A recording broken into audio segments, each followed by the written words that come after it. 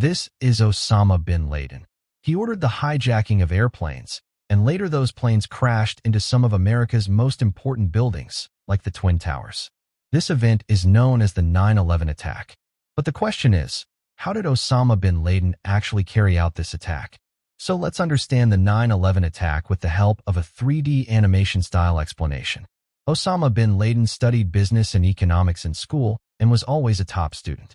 After school, he completed a degree in civil engineering and became an engineer.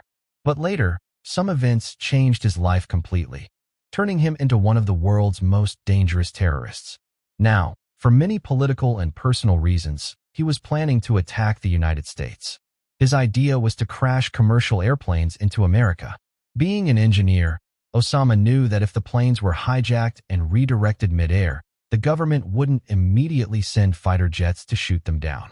And once such large planes were crashed into major buildings, the destruction would be massive.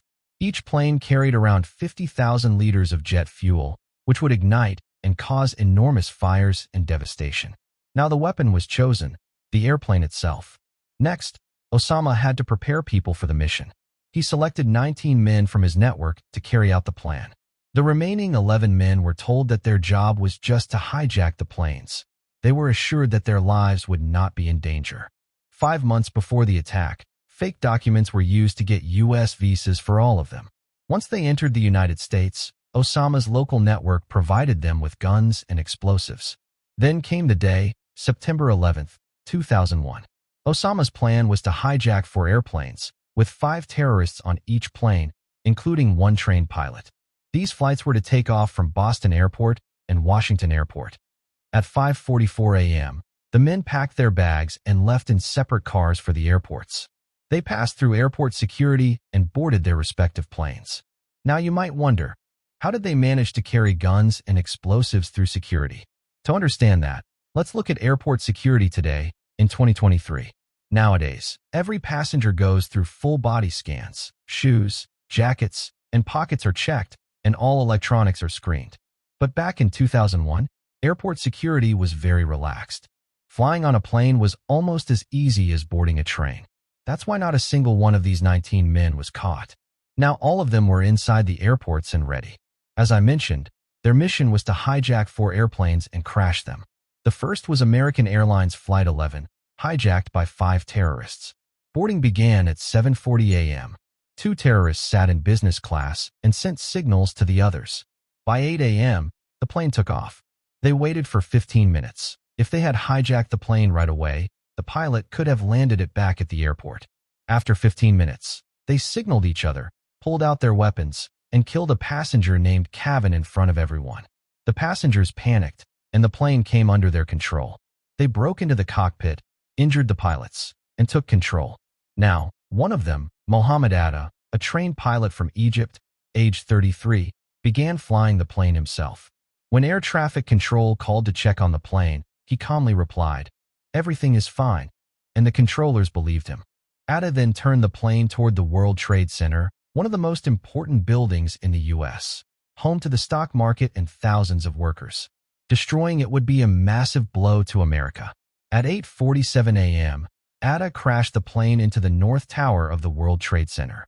At that moment, President George W. Bush was in a school in Florida, reading with children. Minutes later, his chief of staff, Andrew Card, informed him of the crash. At that time, they still thought it was an accident, that maybe the pilot had a heart attack. 17 minutes later, United Airlines Flight 175 was hijacked and crashed into the South Tower. Now it was clear, this was a terrorist attack. President Bush was still sitting with the children in class when Andrew Card whispered in his ear, "America is under attack."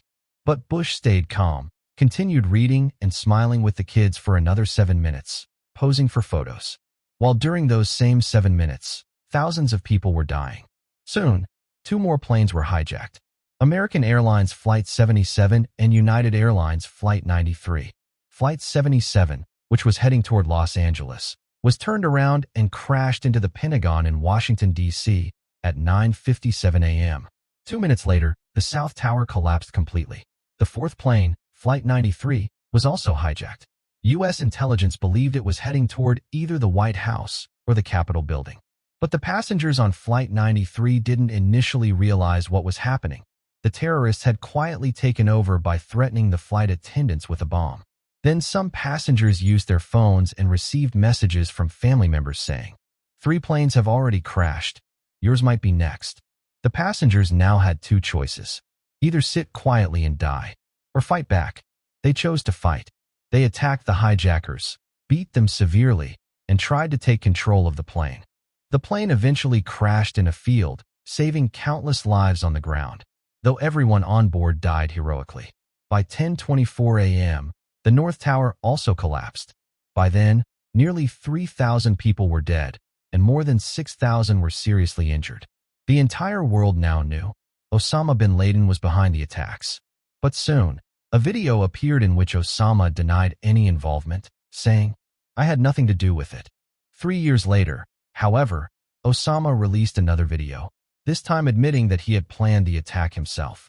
Then, in 2011, the United States launched a massive military operation to kill Osama bin Laden, spending billions of dollars on the mission.